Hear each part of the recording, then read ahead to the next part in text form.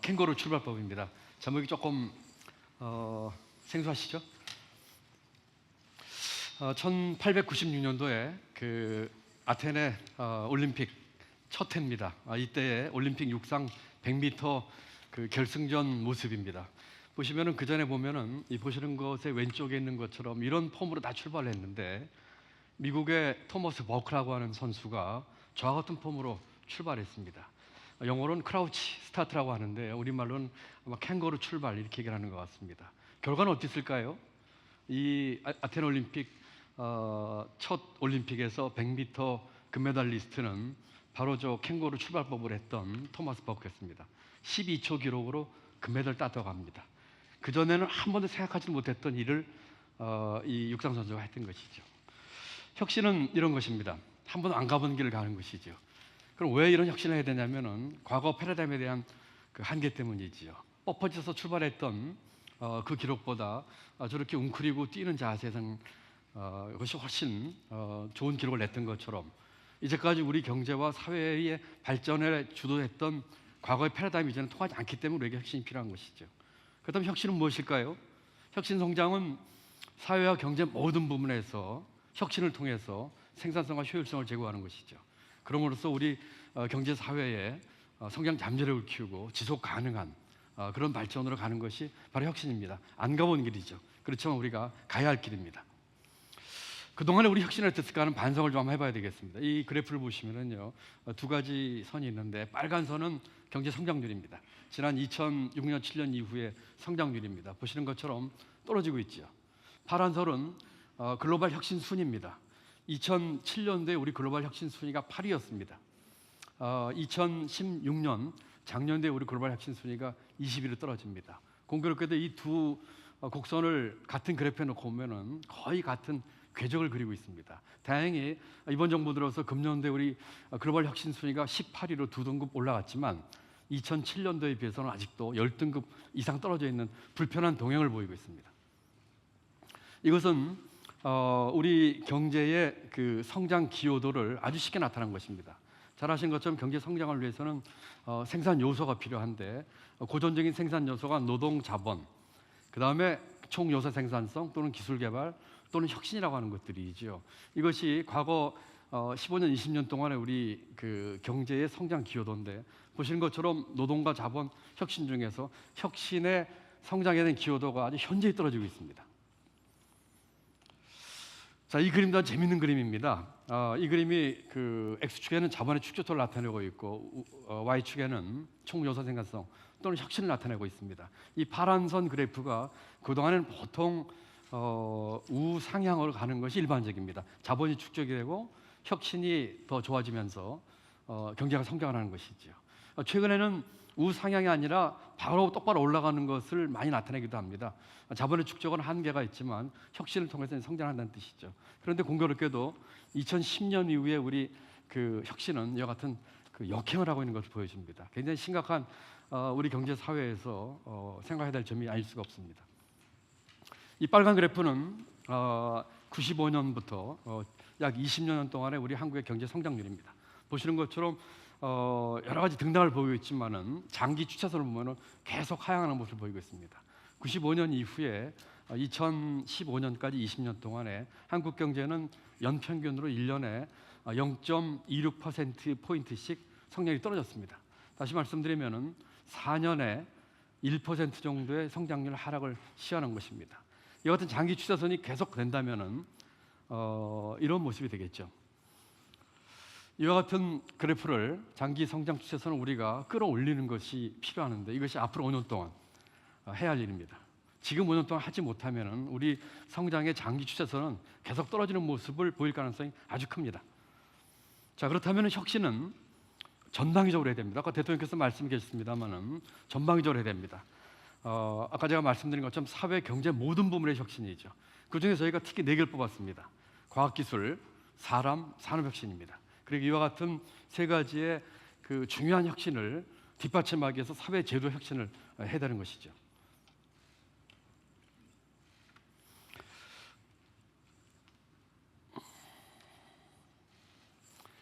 이것이 80년대 후반부터 우리 경제의 그 그 먹거리로서 중요한 역할을 했던 것들입니다. 보시면은 한국이 최초로 개발한 것들이 두 가지가 있습니다. 91년도에 현대에서 알파 엔진을 개발했고요.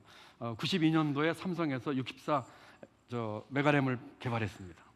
그 다음에 CDMA와 그 OLED는 우리 한국에서 최초로 상용한 물건들입니다. 이와 같은 물건들이 80년대부터 그 2007년, 2010년 전까지 우리 경제의 먹거리의 주축이 됐던 것들 중에 하나입니다. 다음 먹거리는 무엇일까요? 자, 이제 과학기술에 대한 얘기를 하려고 하고 있습니다. 지금의 R&D 역설입니다. 보신 것처럼 파란 그래프는 GDP 대비 우리 R&D 투자 비중입니다. 공공부문 R&D 투자와 민간 R&D 투자를 합치면 우리가 세계 1위입니다. 그런데 기술 무역 수지는 어떨까요? 우리가 적자를 보이고 있습니다. R&D는 이렇게 늘어나고 있는데 우리 기술 무역 수지는 적자를 보이고 있는 역설이 있죠. 첫 번째, 그래서 과학기술 혁신에 있어서는 저희가 5가지 큰 방향을 잡았습니다. 4차 산업혁명 기술 고도화, 그 다음에 도전적이고 창의적인 연구 조성, R&D 효율화, 과학기술 연구 산업 육성, 국제 표준 선점입니다. 두 번째 얘기를 좀 해야겠습니다. 왼쪽에 보이는 것이 유니콘 기업의 숫자입니다. 유니콘 기업은 기업 가치가 10억 불 이상인 벤처로서 출발해서 한 기업들입니다. 한국에 2개 있습니다. 한국에 2개는 쿠팡과 옐로우 모바일입니다. 그런데 미국이 108개, 중국이 58개인데 한국이 불과 2개밖에 안 되죠. 그 다음에 투자액 상위 100개 이 축적된 기준으로 했을 경우에 스타트업 회사 수입니다. 미국이 56개, 중국이 24개, 한국은 하나도 없습니다. 대표적인 기업이 여기에는 우버와 에어비앤비 이런 기업들인데 한국은 하나도 없습니다. 자, 보이지 않는 먹거리를 찾아야 되겠습니다. 미국은 구글에서 자율주행차, IMF에서 개인 맞춤형 의뢰를 하고 있고요. 중국은 드론 시장을 석권하고 있습니다. 상용화된 드론의 70% 시장을 중국이 석권하고 있습니다. 독일은 스마트 팩토리 하고 있죠. 일본은 로봇을 강하게 추진하고 있습니다. 한국은 무엇일까요? 자, 산업혁신입니다. 창업, 생태계 조성, 서비스 산업과 신산업 육성, 주력 사업 고도화, 기업의 혁신 역량 강화, 혁신 거점 활성화, 이와 같은 5가지가 우리 정부가 지금 중요하게 생각하고 있는 산업혁신 부분에서의 중요한 방향입니다. 다음에 사람 얘기 좀 해볼까요? 우리나라에 1년에 대학생이 졸업생이 55만 명이 나옵니다. 그중에 30만 명이 공무원 시험 준비하고 있습니다. 중국의 대학교 1년에 졸업한 학생이 750만이라고 합니다. 그중에 350만이 창업을 준비하고 있습니다. 왼쪽 그림은 서울대학교 근처에 있는 고시촌 모습입니다. 오른쪽에 있는 모습은 북경대학 앞에 있는 중간촌 카페거리입니다. 주말이면 여기 창업한 사람들이 모여가지고 문전성시를 이룬다고 합니다. 우리는 몰린 사회고 어떤 사회는 열린 사회죠. 자, 우리 교육은 어떨까요? 좀 전에 좀 이따 이제 우리 교육부총리께서 교육에 대한 얘기를 하겠습니다만, 우리 어떠면은 콘대 벨트 위에 상품 돌아가듯이 학생들 올려놓고 이와 같은 붕어빵 찍어내는 그런 교육, 그건 혹시 아닌지 반성을 해보게 됩니다. 만약 그렇다면은 열린 사회가 아닌 몰린 사회로 가는 주범이 우리 사회 시스템, 우리 교육 시스템일 수도 있다는 얘기죠. 산업혁신입니다. 산업혁신해야 되는 것이죠. 창의 융합형 인재, 직업 능력 개발, 온 국민의 혁신 역량 강화, 산학 연계 확대, 여성과 청년 인재 지원, 이와 같은 것들이 정부가 생각하는 중요한 혁신의 방향입니다. 자, 마지막으로 이제 그 제도에 대한 얘기를 좀 하겠습니다. 이것은 각국의 규제 유연성 순입니다. 쉽게 말씀드리면 규제의 순이죠. 우리나라 95위입니다. 우리 GDP가 지금 규모가 지금 11위에 무역 7위, 8위국 한 나라가 규제 공화국이 돼가지고 안대 공화국 되어 있는 듯한 것이 이 WEF에서 나오는 통계입니다. 이것은 우리 창업하거나 또는 도전하려고 하는 사람들, 젊은이들에 대한 얘기입니다. 미국과 중국, 한국을 조사해 보니까 벤처 창업가의 평균 실패 경험 횟수입니다. 미국과 중국이 2.8회, 거의 3번의 실패를 해가지고 창업을 하는데 한국은 보통 1.3회 정도 실패한다고 합니다. 실패하면 다시 재기하기 어려운 소위 그 창업 안전망, 모험 안전망이 안 돼 있다는 뜻이죠. 오른쪽 그림은요, 창업에 대한 장애에 대한 그 국가별 인식도입니다. 왜 창업을 하는 게 이렇게 어려울까에 대한 조사인데 한국은 42%가 실패에 대한 두려움이었습니다. 쭉 다른 나라 한번 보시죠. 스웨덴 같은 나라라든지 미국 보면은 창업 기회 발견을 이유로 삼고 있는데 우리의 경우는 창업에 대한 실패 두려움을 꼽고 있습니다. 자, 우리 사회 제도를 혁신해야 됩니다. 규제를 혁신해야 되고요. 사회적 대화를 활성화해야 되고 공정한 경제 기반을 강화해야 되고 사회적 경제를 활성화해야 되고 혁신 안전망을 구축을 해야 되겠습니다. 이것이 우리 사회제도 혁신에 있어서 정부가 생각하는 5가지 큰 방향입니다. 과거에는 이런 걸 안 했을까요? 과거 정부도 다 비슷한 걸 했다고 합니다. 차이가 뭘까요? 우리가 결과로 얘기하는 어떤 가시적인 성과인 것 같습니다. 다 한다고 했는데 과거에 별로 손에 잡힌 성과가 없었습니다. 우리는 탑다운식이 아닌 바텀업식으로 하려고 하고, 아까 대통령께서 말씀이 있었습니다만은 민간이 주도하고 정부가 좀 뒷받침했으면 좋겠습니다. 그다음에 가시적인 성과 우선했으면 좋겠습니다. 혁신 성장에 대한 개념이 중요합니까? 말씀하신 것처럼 우리가 하려고 하는 일을 빨리 추진하고 그런 추동력을 초기에 만들고, 그래서 각 분야에서 혁신이라는 게 중요한 것이죠. 모든 분야의 혁신입니다. 또 하나 큰 차이는 저는 우리 정부가 추진하고 있는 소득주도 성장과 우리가 같이 가고 있다는 것이라 생각합니다. 우리가 공급 측면에서는 혁신을 통해서 경제 파이를 키우고 지속 가능한 경제와 성장 잠재력을 키우는 것이지만, 수요 측면에서는 소득을 늘리고 또 그것으로 내수를 늘리고 또 양극화를 해소하는, 이것이 같이 하는 것이 우리가 큰 차이점 중에 하나로 생각합니다.